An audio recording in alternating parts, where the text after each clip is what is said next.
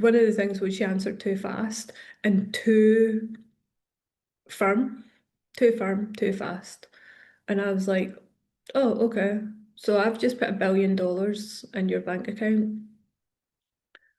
You wouldn't have a private chef that cooks your meals while you're running this amazing business and looking after all your wonderful kids.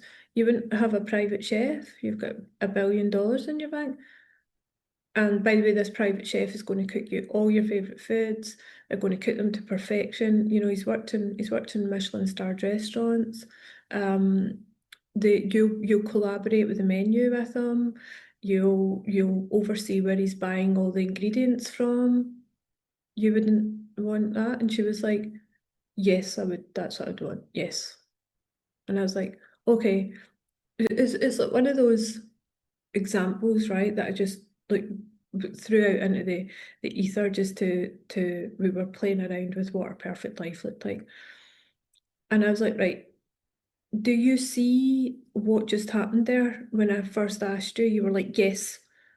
And I said, do you feel the difference now, looking back a couple of minutes later, on that was your ego speaking and not your soul?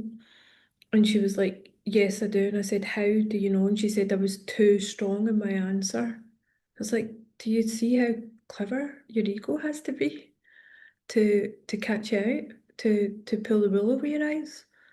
That I'm sitting here telling you that how do you know it's your ego and not your soul? Because your ego will and give you loads and loads of stories.